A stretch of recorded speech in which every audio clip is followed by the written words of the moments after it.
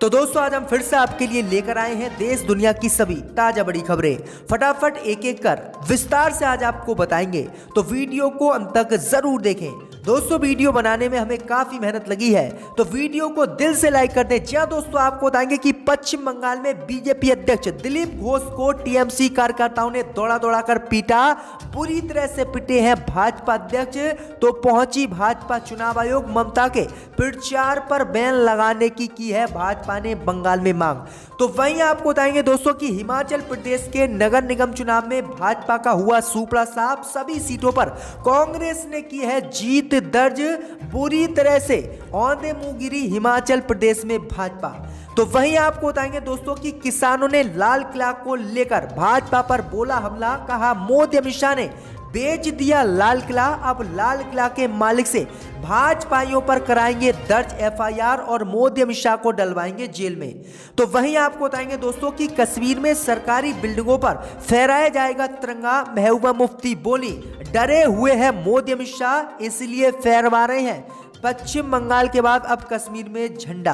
तो वहीं आपको बताएंगे दोस्तों कि किसान आंदोलन के समर्थन में एक और भाजपा नेता ने दिया पार्टी से इस्तीफा। भाजपा पर लगाया है किसान विरोधी होने का आरोप। तो वहीं आपको बताएंगे दोस्तों कि मध्य प्रदेश के अब हर शहर में लगा नाइट कर्फ्यू। रविवार को मध्य प्रदेश में रहेगा पूर्ण लॉकडाउन। तो सभी खबरों को आपको एक एक कर बताएंगे दोस्तों, दिल से वीडियो को लाइक कर दें। इसी बीच में तो दोस्तों अगली खबर की ओर, तो ममता बनर्जी की जीत से बंगाल में बौखलाई भाजपा, पहुंची चुनाव आयोग। ममता बनर्जी के चुनाव प्रचार पर भाजपा ने बैन लगाने की है मांग। जी दोस्तों, आपको बता दें ये बड़ी खबर सामने निकल कर आई दोस्तों कि पश्चिम बंगाल में भाजपा बुरी तरह से चुनाव हार रही है और ममता बनर्जी पश्चिम बंगाल में चुनाव जीत रही हैं, जिससे मोदी अमित शाह बौखला गए हैं। वहीं आपको बता दें कि आज पश्चिम बंगाल में बीजेपी अध्यक्ष दिलीप घोष के काफिले पर हमला हुआ, जिसमें बुरी तरह से भाजपा अध्यक्ष को दौड़ा दौड़ा कर टीएमसी कार्यकर्ताओं ने पीटा है और टीएमसी कार्यकर्ताओं पर भाजपा ने इसका आरोप लगाया है।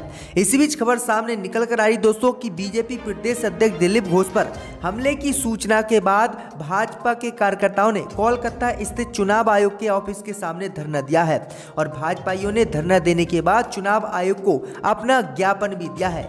बीजेपी ने मांग की है कि प्रदेश अध्यक्ष के हमलावरों को तत्काल पश्चिम बंगाल में गिरफ्तार किया जाए और ममता बनर्जी की जनसभाओं पर तुरंत बैन लगाया जाए और ममता बनर्जी ही हमारे नेताओं पर हमला करा रही हैं। भाजपा ने अब चुनाव आयोग से शिकायत करके मांग की है कि ममता बनर्जी जितना भी चुनाव प्रचार पश्चिम बंगाल में कर रही हैं, जितनी भी रैली संबोधित कर रही हैं, इन सभी पर बैन लगाया जाए और ममता बनर्जी को किसी भी सभा करने की इजाजत नहीं दी जाए। तो किस तरह से भाजपा ममता बनर्जी के पीछे पड़ी हुई है, लेकिन ममता बनर्जी पश्चिम बंगाल में चुनाव जीत रही हैं। इसी बीच में तो दोस्तों अगली खबर की ओर, तो हिमाचल प्रदेश में भाजपा को लगा बड़ा झटका। नगर निगम चुनावों में बीजेपी का हुआ सुपड़ा साफ। 2 नगर निगमों में मिली कांग्रेस को जबरदस्त जीत हासिल। जी दोस्तों, आपको बता दें कि हिमाचल प्रदेश के 4 नगर निगमों में हुए चुनावों के नतीजे आ गए हैं और यहां पर भाजपा को बड़ा झटका लगा है। पालमपुर और सोनल में कांग्रेस ने जबरदस्त जीत हासिल की है, तो वहीं मंडी नगर निगम पर बीजेपी ने सिर्फ कब्जा किया है और 4 में से 1 सीट पर भाजपा ने कब्जा किया है, जबकि 2 सीटें कांग्रेस के खाते में गई हैं और 1 सीट निर्दलीय ने जीती है, जिससे भाजपा को तगड़ा झटका लगा है। दरअसल आपको बता दें कि हिमाचल प्रदेश में भाजपा की सरकार है, लेकिन सरकार होने के बावजूद भी भाजपा किस तरह से नगर निगम चुनावों में बुरी तरह से हारी है। तो ये बड़ी अपडेट आई दोस्तों, कांग्रेस ने जबरदस्त जीत हासिल हिमाचल प्रदेश में की है। इसी बीच बता दोस्तों अगली खबर की ओर, तो किसानों ने किया खुलासा। मोदी अमित शाह ने मिलकर बेच दिया लाल किला, अब लाल किला के मालिक से एफआईआर दर्ज कराएंगे किसान। जय दोस्तों, आपको बता दें कि भारतीय किसान यूनियन के राष्ट्रीय प्रवक्ता राकेश टिकैत ने हरियाणा के यमुनानगर में कहा है कि 3 कृषि कानूनों के बाद केंद्र सरकार किसानों को पूरी तरह से बर्बाद करने के लिए कुछ और नए खतरनाक कानून बनाने की योजना पर काम कर रही है। सरकार नया बीज कानून बनाने के अलावा दूसरे देशों को दूध सप्लाई करने के एग्रीमेंट पर भी काम करने जा रही है। वहीं आगे उन्होंने कहा है कि सरकार के इस कदम से किसानों से जुड़ा डेयरी व्यवसाय भी पूरी तरह से तबाह हो जाएगा। शुरू में बाहर की कंपनियां 20 रुपये प्रति किलो के भाव पर दूध बेचेंगी और जब 2-3 साल में डेयरी उद्योग खत्म हो जाएगा तब 300 रुपये प्रति किलो दूध दिया जाएगा। टिकैत ने लाल किला हिंसा के लिए सरकार को जिम्मेदार ठहराया है और कहा है कि लाल किला सरकार की संपत्ति नहीं है, सरकार ने तो इसे बेच दिया है। अब लाल किला का मालिक अब मोदी अमित शाह पर FIR दर्ज कराएगा क्योंकि मोदी अमित शाह ने इस लाल किला को विदेशियों को बेच दिया है। वहीं आगे उन्होंने कहा कि हम आंदोलन में शामिल होने वाले सभी लोगों का स्वागत करते हैं, हमें किसी के नाम पर कोई आपत्ति नहीं है। तो ये बड़ी अपडेट आ रही दोस्तों। इसी बीच दोस्तों अगली खबर की ओर, तो अयोध्या में मस्जिद निर्माण के लिए क्यों नहीं मिल रहा धन, इकबाल अंसारी ने बताई वजह। जी दोस्तों, आपको बता दें कि बाबरी मस्जिद के पूर्व पक्षकार इकबाल अंसारी ने Indo Islamic culture foundation trust के अध्यक्ष की कार्यशैली पर आज बड़ा आरोप लगाया है। दरअसल ये आरोप उन्होंने मस्जिद निर्माण के लिए धन एकत्रित न होने पर लगाया है। इकबाल अंसारी के मुताबिक ट्रस्ट का गठन निजी है जिसके कारण लोग उस पर विश्वास नहीं कर रहे हैं। आपको बता दें कि सुप्रीम कोर्ट के फैसले के बाद अयोध्या में राम मंदिर के निर्माण के साथ मस्जिद निर्माण की तैयारी शुरू कर दी गई है, लेकिन मस्जिद निर्माण के लिए गठित Indo Islamic culture foundation trust में अभी तक 20 लाख रुपए ही जुटा पाई है। खबरों के मुताबिक अयोध्या के धनीपुर में मस्जिद के लिए 9 नवंबर 2019 को सुप्रीम कोर्ट ने 5 एकड़ भूमि सुन्नी वक्फ बोर्ड को दी थी।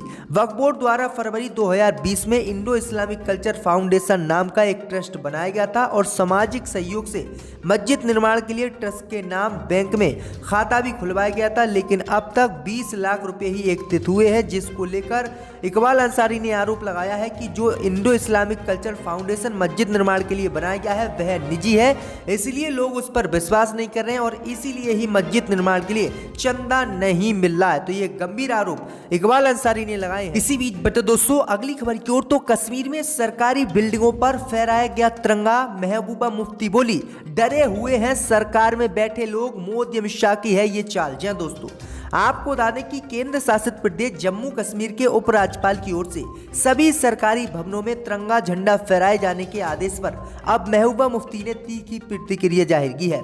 दरअसल आपको बता दें कि जम्मू कश्मीर के उपराज्यपाल ने आदेश जारी किया है कि जम्मू कश्मीर में जो भी सरकारी भवन है उन सब पर तिरंगा फहराया जाए। भैया आपको बता दें कि इस फैसले के बाद अब महबूबा मुफ्ती ने बड़ा बयान दिया है। महबूबा मुफ्ती ने कहा है कि ये साबित करता है कि राज्य प्रशासन के दिल में असुरक्षा की भावना है।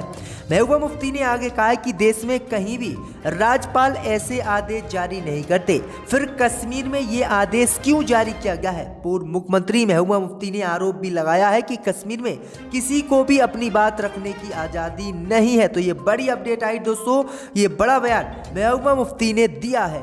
इसी बीच बटे दोस्तों अगली खबर की ओर, तो किसान आंदोलन के समर्थन में बीजेपी नेता तोमर ने दिया भाजपा से इस्तीफा, मोदी की बड़ी मुश्किलें। जी दोस्तों, आपको बता दें कि केंद्र के 3 नए कृषि कानूनों के खिलाफ जारी किसानों के आंदोलन को समर्थन देते हुए उत्तर प्रदेश में बीजेपी नेता तोमर ने भाजपा पार्टी से आज इस्तीफा दे दिया है।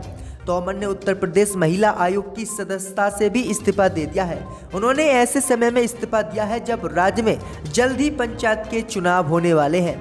भाई आपको बता दें कि बीजेपी के प्रदेश अध्यक्ष स्वतंत्र देव सिंह को भेजे इस्तीफे में उन्होंने आरोप लगाया है कि केंद्र और राज्य में बीजेपी नीति सरकार कृषि कानूनों के संबंध में किसानों की मांगों को नजरअंदाज कर रही है, जो 4 महीने से अधिक समय से प्रदर्शन कर रहे हैं। तोमर ने कहा है कि बीजेपी की किसान विरोधी नीति की वजह से ही उन्होंने ये फैसला लिया है। उन्होंने कहा है कि उत्तर प्रदेश में बीजेपी ने महिलाओं को भी नजरअंदाज किया है और उनकी आकांक्षाएं पूरी करने में भी भाजपा नाकाम रही है। तो ये तगड़ा झटका भाजपा को लगा है। अब भाजपा के नेता इस्तीफा देने लगे हैं। इसी बीच बटे दोस्तों अगली खबर की ओर, तो मध्य प्रदेश के हर शहर में लगाया गया नाइट कर्फ्यू, रविवार को पूर्ण लॉकडाउन, 5 दिन ही चलेंगे सरकारी दफ्तर। जी दोस्तों, आपको बता दें कि मध्य प्रदेश में कोरोना वायरस के बढ़ते संक्रमण पर नियंत्रण के लिए प्रदेश के सभी सरकारी दफ्तरों में अगले 3 महीने तक सप्ताह में 5 दिन ही खुलेंगे। मुख्यमंत्री शिवराज सिंह चौहान की अध्यक्षता में बुधवार को शाम हुई मीटिंग में सभी शहरों में नाइट कर्फ्यू लगाने का भी फैसला लिया गया है। नाइट कर्फ्यू 8 अप्रैल से शुरू होगा और अगले आदेश तक जारी होगा। इसके अलावा सभी शहरों में हर रविवार को फुल लॉकडाउन रहेगा।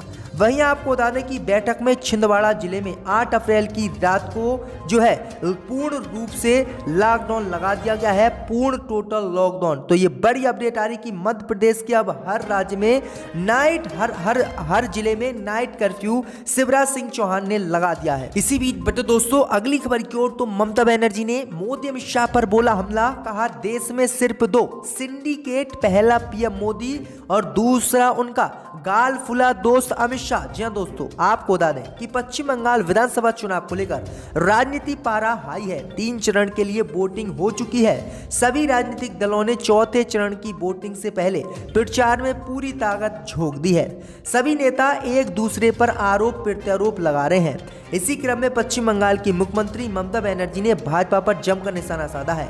ममता बनर्जी ने अमित शाह और प्रधानमंत्री मोदी के आरोपों का जवाब देते हुए कहा है कि सिर्फ 2 सिंडिकेट देश में है, पहला खुद नरेंद्र मोदी है और दूसरा उनका गाल फूला दोस्त अमित शाह है। ममता बनर्जी ने दावा किया है कि 3 चरणों के चुनाव में उनकी पार्टी को 65 से 70 सीटें मिलेंगी।